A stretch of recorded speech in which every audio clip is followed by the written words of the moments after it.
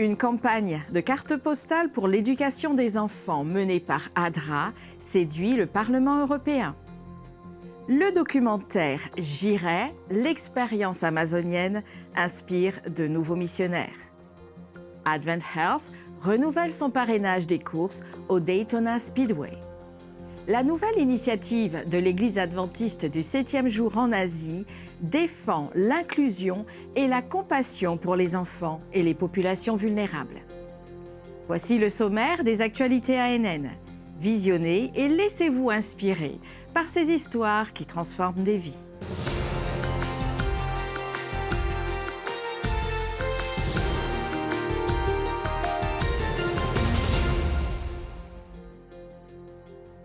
La campagne de cartes postales menée par ADRA Europe a atteint le Parlement européen à Bruxelles, en Belgique, où la plupart des réunions des politiciens européens ont lieu. Cette campagne plaide en faveur de l'accès universel à l'éducation des enfants. Plus de 700 membres du Parlement ont reçu des cartes postales reflétant les rêves et aspirations des enfants adventistes en Europe. Les cartes ont été conçues par des enfants et des jeunes, des clubs des explorateurs, des écoles et églises adventistes du 7e jour et expriment un désir de connaissance. Le but est d'inspirer tout le monde à se battre pour que le droit de chaque enfant à fréquenter l'école soit protégé. La campagne a non seulement transmis le message de manière amusante et emphatique, mais a aussi directement impliqué les enfants dans la défense de leurs propres droits, les encourageant à devenir à l'âge adulte des défenseurs de l'éducation. ADRA Europe remercie tous les enfants qui ont participé à l'élaboration de ces cartes au cours des 8 derniers mois. Alors que des millions de personnes n'ont pas accès à l'éducation, ADRA cherche à garantir des opportunités éducatives à tous les jeunes. L'Agence humanitaire adventiste en Europe mène des campagnes pour s'assurer que cela se concrétise dans le monde entier. En réponse aux préoccupations mondiales concernant les individus ayant des besoins spécifiques, l'Église adventiste du 7e jour a lancé les ministères adventistes des possibles. Cette initiative amplifie les efforts de sensibilisation et reflète l'engagement indéfectible de l'Église en faveur de l'inclusion et de la compassion en soutenant et encourageant les personnes de toute capacité dans le monde entier. Des recherches montrent que 153 millions d'enfants dans le monde sont orphelins et un impressionnant 168 millions sont impliqués dans le travail des enfants, constituant près de 11% de tous les enfants. Un enfant sur 4 est engagé dans le travail des enfants. Il est souvent négligé ou il fait face à un sentiment prédominant d'impuissance. L'Église adventiste du 7e jour, reconnaissant la nécessité d'efforts concertés, a lancé les ministères adventistes des possibles. Cette initiative mondiale vise à aborder la négligence et la vulnérabilité en mettant l'accent sur l'inclusivité et la compassion. Les ministères adventistes des possibles sont un mouvement compatissant dédié à reconnaître et à favoriser la force inhérente chez les individus confrontés à divers défis. Fort de son engagement dans les efforts humanitaires, ADRA International, le bras humanitaire de l'Église adventiste, opère dans 120 pays et touche plus de 25 millions de vies. Christian Record Services étend ses services à l'échelle mondiale aux personnes ayant des déficiences visuelles. Et les ministères SALT au Cambodge et Train Them 2, Fish en Afrique centrale, sont des organisations à but non lucratif basées sur la foi, favorisant la croissance spirituelle et pratique. J'irai, l'expérience amazonienne, s'est déroulée au nord-ouest du Brésil et a réuni 250 participants dévoués pour une mission d'une grande importance. Cette initiative a permis de proposer des services cruciaux. Par exemple, des soins médicaux ont été offerts, des maisons ont été repeintes et des activités animées ont occupé les enfants, tout cela dans le but de soutenir et d'encourager les communautés dans le besoin. Lorsqu'on a réfléchi au développement du projet, au départ, on a pensé à la méthode traditionnelle, louer un espace pour donner des conférences. Mais en poursuivant la conversation, on a réalisé que l'Amazonie avait un potentiel beaucoup plus grand que d'être une expérience simplement théorique.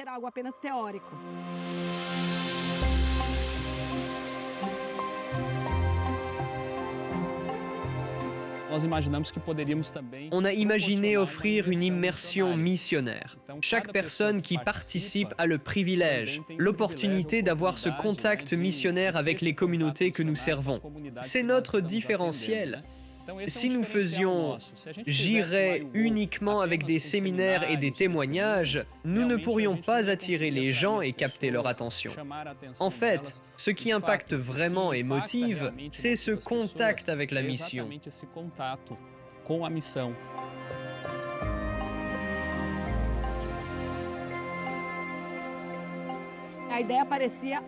L'idée semblait géniale, mais aussi folle. Mais quand même, l'équipe est très audacieuse et on a commencé à avancer, progressivement, en la mettant sur papier, en rêvant, en faisant des visites. Et puis, les choses ont commencé à se dérouler. Pour nous, la première préoccupation était de savoir comment mener à bien une mission à l'intérieur de l'Amazonie, comme la sélection des communautés. Donc, quand on a commencé à planifier « J'irai » au bureau de l'Union, on s'est dit « On a besoin de l'Institut des missions du Nord-Ouest, car ils ont toute la connaissance et ont vécu cette expérience. » Nous avions une équipe suffisante et la logistique sur le plan alimentaire était en place. Financièrement, les inscriptions seraient très chères s'ils devaient payer ce projet eux-mêmes, mais tout est très cher pour venir en Amazonie de l'extérieur et pour ceux qui sont en Amazonie aussi. 200 personnes, ça paraît facile, mais ce n'est pas le cas. Toute la coordination pour que cette immersion missionnaire soit possible a été assurée par l'Institut des missions. Notre plus grande préoccupation à nous était d'offrir une structure logistique, et nous louons Dieu. Car ici, dans l'Union brésilienne du Nord-Ouest, nous avons un institut qui nous aide à accomplir cette mission du mieux possible. Puis vint un défi plus grand que tous les autres combinés et qui était amplifié, une sécheresse record en Amazonie. L'état d'urgence a été déclaré pour 17 villes de l'Amazonas. Les niveaux d'eau des rivières de la région baissent à un rythme accéléré. La réduction des niveaux de la rivière a compromis la navigation et rendu difficile le transport de la production depuis Manaus.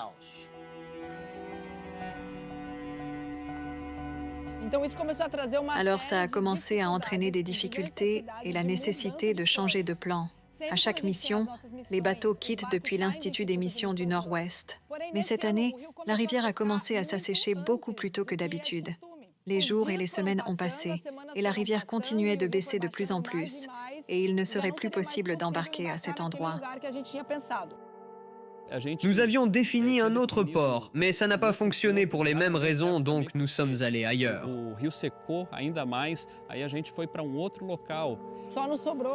Tout ce qu'il nous restait, Manaus moderne.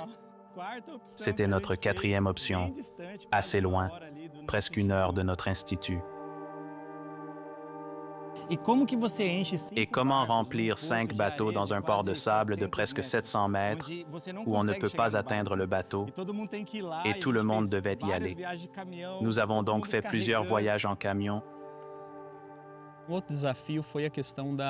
Un autre défi était la question de la fumée et des incendies qui pouvaient compromettre notre mission. Mais nous avons pensé que ces défis, en particulier la sécheresse, font qu'aujourd'hui les communautés ont vraiment besoin d'aide. S'il y a un moment dans l'année où elles ont besoin d'une mission comme celle que nous proposons, c'est bien maintenant.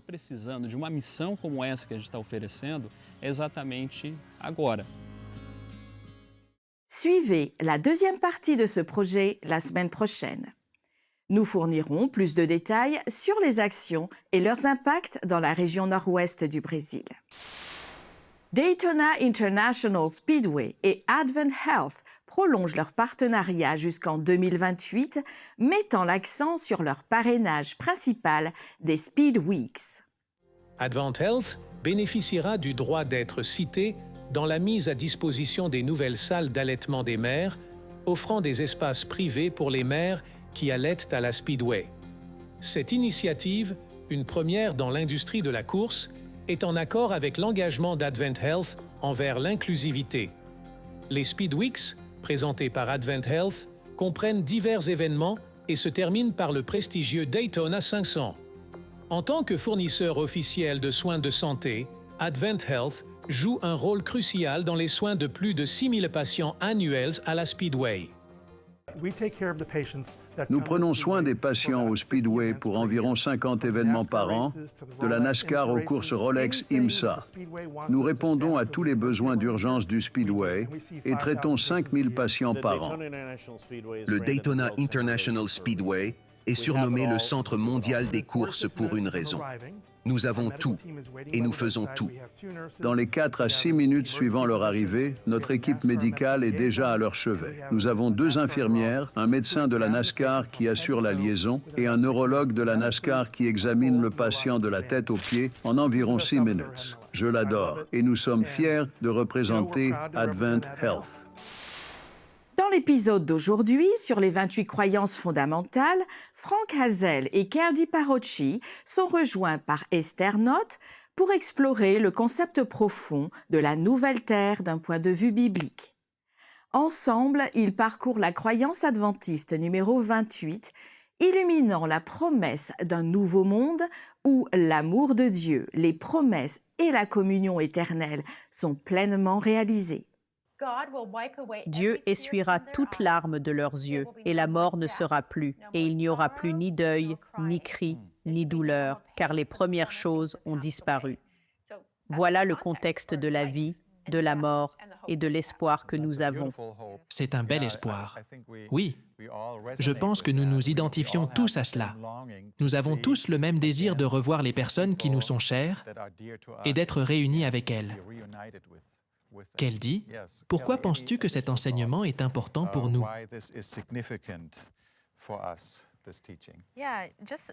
Oui, juste en pensant au contexte de la Bible, n'est-ce pas?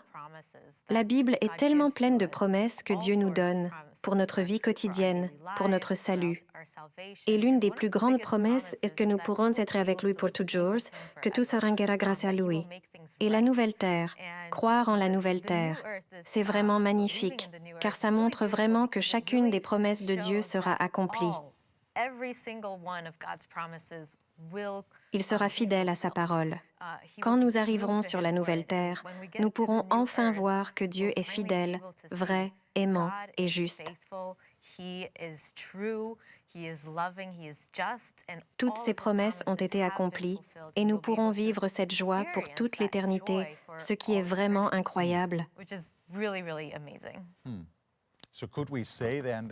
Pourrions-nous dire alors que c'est, en quelque sorte, un point culminant de notre espérance? Êtes-vous d'accord avec ça ou souhaitez-vous partager d'autres pensées, Esther?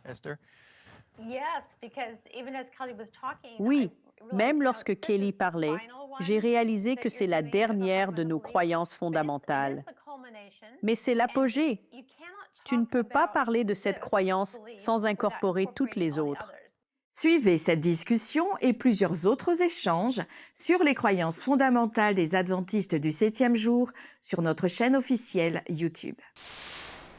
Cuisine saine, apprentissage des langues, gestion des finances personnelles et même exercice physique pour les personnes âgées, l'espace Nuevo Tiempo, dans la capitale de l'Uruguay, propose plusieurs cours gratuits pour ceux qui souhaitent développer leurs compétences et rester en bonne santé. Ellen White a déclaré que dans les grandes villes, certaines personnes ne peuvent pas être touchées par l'évangélisation traditionnelle dans les églises. Elle a donc préconisé la création de centres holistiques afin de relier l'Église aux besoins de chaque région. C'est précisément ce que l'Église adventiste du 7e jour a fait à Montevideo, la capitale de l'Uruguay. Pour l'instant, nous en avons un dans le quartier de Cordón et nous proposons diverses classes adaptées aux intérêts des participants. Nous offrons des cours de langue, de nutrition pour les enfants et un atelier social pour les grands-parents, incluant des activités ludiques et des exercices de compétences motrices et de mémoire. Nous organisons également des activités de santé mentale, des ateliers sur la prévention du suicide et un cours intitulé « Votre esprit compte ». Donc, nous profitons également des dates spéciales où les gens sont plus enclins à parler de ces sujets et nous proposons également des classes courtes qui pourraient intéresser les gens. Le pasteur Juan David Mejia, responsable des activités de l'espace Nuevo Tiempo au centre-ville de Montevideo, confirme le succès du centre d'influence. La plupart des personnes qui assistent au cours ne sont pas des adventistes. Les seuls adventistes sont ceux qui donnent le cours. Dans mes groupes, il y a les deux, mais les adultes ne sont pas des adventistes. Ainsi, cela a permis d'ouvrir les portes à pas mal de personnes pour venir et partager. Parfois, il y a 12, voire 15 personnes. Luis Alonso est un participant régulier d'un des cours à l'espace Nuevo Tiempo de Cordon et il affirme que tout est très agréable et qu'il veut profiter davantage de cet espace. Oui, c'est très agréable. Nous nous y sentons très bien et avons toujours envie de rester plus d'une heure, mais ce n'est pas possible. Nous partageons ce que chacun apporte, ce que Romina et Will font. Oui, je pense que c'est bien. Tout ce qu'ils nous ont enseigné, tout nous semble bien. Les jeux sont participatifs. Nous nous impliquons tous. Et pour une raison quelconque, nous voulons toujours rester plus longtemps. Les cours principaux sont destinés aux adultes et certains spécifiquement pour les personnes âgées ou les grands-parents. Peut-être qu'ils ont déjà élevé leur famille, leurs enfants sont loin, ils ont leurs propres occupations. Ils disent souvent « Si je ne viens pas ici chaque semaine, j'ai l'impression qu'il manque quelque chose. » Donc, nous voyons vraiment que c'est un cours très agréable et ce sont des moments qui aident les gens à se sentir aimés et accompagnés. C'est ce que Jésus a également fait. De la sécurité alimentaire à l'éducation financière, découvrez comment ADRA transforme la vie de familles entières dans des communautés défavorisées au Cambodge. When I was 5 years old, my father died. Mon père est mort quand j'avais 5 ans. Je me levais tôt pour aider ma mère à conduire les vaches au champ. C'était très fatigant et je ne pouvais pas étudier. Je travaille dur pour que mes enfants puissent obtenir l'éducation que je n'ai pas eue. Je m'appelle Norn et je viens du Cambodge. Avant, je cultivais du riz et mon mari vendait des animaux. Mais ses revenus n'étaient pas constants.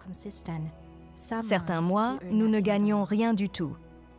Ma famille buvait de l'eau de pluie. Mes enfants tombaient souvent malades. Ils avaient toujours de la fièvre, de la diarrhée et des vomissements. C'était difficile.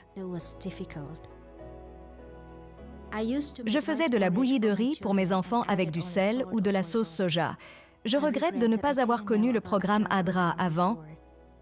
Sinon, j'aurais su comment mieux les nourrir pour qu'ils grandissent et soient intelligents. Après avoir rejoint le programme ADRA, j'ai cultivé mes propres légumes et je les ai ajoutés à notre bouillie. Mes enfants mangent maintenant plus de légumes et de fruits comme la banane et la papaye. J'ai reçu un filtre à eau d'ADRA. Ce filtre m'évite de faire bouillir de l'eau pour la boire. Nous apprenons à nous laver les mains avant de manger et après avoir utilisé les toilettes.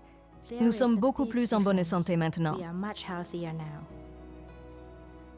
J'ai appris à élever des poules, des oies et des canards. J'ai vendu 3 oies et j'ai gagné $50. Avant, je n'avais pas d'économie. Maintenant, je peux économiser $100 par mois. Ça me donne la tranquillité d'esprit. J'ai dit à mes enfants que je travaillerais dur pour gagner de l'argent et les envoyer à l'université. Je veux qu'ils deviennent dentistes, enseignants ou ingénieurs. À l'école, j'aime lire des livres. Quand je serai grande, je veux être enseignante. I have big dreams for my family's future. Merci. De l'eau propre pour une communauté au Zimbabwe. Après de nombreuses années à partager la même eau avec les animaux, les habitants ont maintenant un puits grâce aux efforts d'un groupe de jeunes adventistes. Les membres du village de Mokognini, dans la province du nord du Matabeleland, au Zimbabwe, étaient submergés de joie le 25 septembre 2019 lors de la remise officielle d'un puits foré par la jeunesse adventiste. Cette communauté n'a pas eu accès à l'eau potable depuis de nombreuses années. Le seul plan d'eau disponible était un barrage d'eau sale qu'elle partageait avec les animaux. Monsieur Vyungube, président du sous-comité de l'eau et de l'assainissement du district, explique que plusieurs tentatives avaient été faites pour fournir de l'eau propre, mais sans succès. Il a souligné que l'eau que cette communauté avait trouvée était un miracle de Dieu. Les habitants espèrent maintenant disposer d'équipements solaires pour que l'école voisine puisse également être alimentée en eau. L'Institut international adventiste d'études avancées, IAS, aux Philippines, a inauguré le projet Bethlehem Green, une serre hydroponique. L'inauguration du projet Bethlehem Green a été marquée par la célébration et la gratitude. Dirigé par le Dr Kim Si-young, professeur au séminaire et ancien président du bureau administratif de l'Église adventiste du 7e jour pour la région nord de l'Asie et Pacifique, le projet vise à autonomiser les étudiants dirigeants et le personnel du campus dans des techniques avancées d'agriculture durable. Le projet de serre hydroponique encourage les expériences d'apprentissage pratique intégrées à un ministère actif, comme l'a souligné la présidente de l'Institut, le Dr Ginger Ketting-Weller. Elle a présenté une métaphore spirituelle qui met en exergue l'importance de se connecter constamment à la source de vie, Jésus, pour grandir spirituellement et porter du fruit. Chaque récolte de Bethlehem Green combine l'apprentissage au service pratique. Il ne s'agit pas seulement de récolter des légumes frais, mais aussi d'impliquer les étudiants dans la communauté locale en livrant ces légumes pour améliorer l'alimentation des voisins dans le besoin. De plus, les bénéfices supplémentaires des ventes soutiendront un travail missionnaire en élargissant davantage l'implication de l'Institut dans les missions mondiales. L'initiative vise également à former des dirigeants soucieux des autres et prêts à aider. Le projet Bethlehem Green est bien plus qu'une serre alimentaire. C'est un symbole inspirant d'autonomisation, de durabilité et de service, façonnant les futurs dirigeants de l'Église mondiale. Voyons comment le groupe Sanitarium de l'Église adventiste du 7e jour en Australie transforme des vies en partageant des solutions liées à la santé. Des céréales saines aux programmes sociaux, ils ouvrent la voie vers une vie meilleure.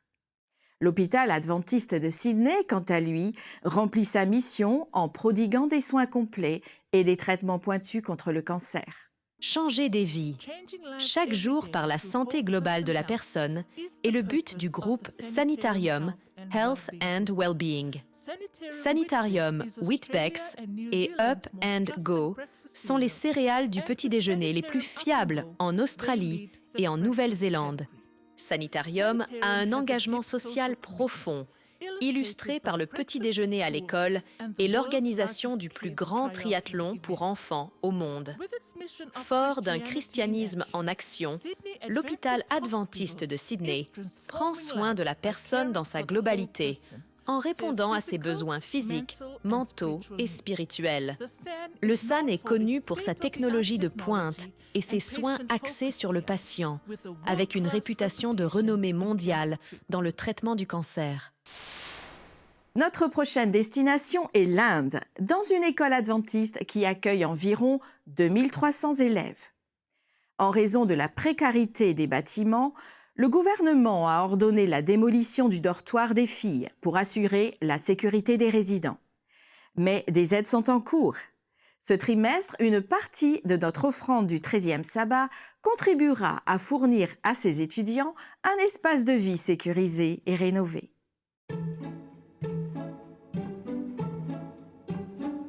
Bienvenue en Inde. Si nous nous rendons dans l'état méridional du Tamil Nadu, nous trouverons la ville de Tamjavur. Depuis 70 ans, l'établissement d'enseignement secondaire supérieur E.D. Thomas Memorial enseigne, forme et présente le Christ aux étudiants et aux enseignants. La plupart des dirigeants de nos églises dans cette région ont été formés dans cette institution. Les 2350 élèves sont issus de religions et de milieux familiaux différents et aspirent tous à recevoir une éducation de qualité. La plupart des enfants viennent de milieux très pauvres.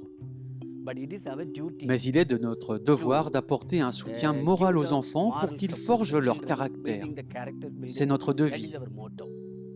Personne ne quitte cette école sans éducation, sans le pouvoir spirituel de Dieu. C'est donc notre devoir. Entourée d'autres écoles, cette institution scolaire offre des valeurs uniques qui attirent les parents. Il y a tellement d'autres établissements ici, mais les parents inscrivent leurs enfants ici simplement parce que nous enseignons la discipline et que nous parlons de Dieu. En raison de son ancienneté, cette école est confrontée à de graves problèmes d'équipement. Le foyer des filles n'est pas un lieu sûr, car le bâtiment est très vieux. Le gouvernement a strictement ordonné la non-utilisation des plaques d'amiante pour le toit, car cela affecterait les enfants. Le gouvernement a ordonné de façon très formelle de démolir les bâtiments les plus vieux, en particulier ceux qui contiennent des plaques d'amiante. Myrna Lini est l'une des étudiantes logées dans le dortoir des filles. Venir dans cette école a été une expérience difficile parce qu'elle a dû faire un long voyage pour y arriver. C'est en effet loin de chez elle. Même si elle ne vient pas d'un milieu adventiste, elle s'est fait de bons amis dans le dortoir. Elle a appris à connaître Dieu et à exceller en classe. Elle admet toutefois qu'elle peut encore s'améliorer. D'urgentes améliorations sont nécessaires pour l'auberge qui n'a pas de sol en béton. Le plafond, lui, est en amiante. En été, nous avons tellement chaud qu'il faut y apporter des changements. Le dortoir n'est pas assez grand. Nous avons besoin de plus de chambres et d'installations. Ce trimestre, une partie de l'offrande du 13e sabbat permettra de rénover le dortoir des filles de l'école secondaire supérieure E.D. Thomas Memorial. Il offrira ainsi aux étudiants un lieu de séjour plus sûr. Merci de prier pour les élèves et les enseignants de cette école. Priez pour que cette institution d'enseignement puisse représenter efficacement le Christ malgré sa situation actuelle. Merci de soutenir l'offrande du 13e sabbat pour cette école. Sur ces histoires inspirantes, touchantes et réconfortantes, nous concluons les actualités ANN de cette semaine. Merci de nous avoir suivis. Rejoignez-nous la semaine prochaine pour plus de nouvelles du siège de l'Église adventiste du 7e jour.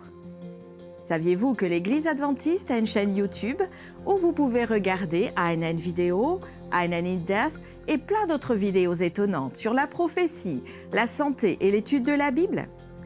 Cliquez sur le bouton s'abonner pour ne jamais manquer une nouvelle vidéo. Vous pouvez également nous laisser un commentaire ou un sujet de prière. Notre équipe prie pour vous.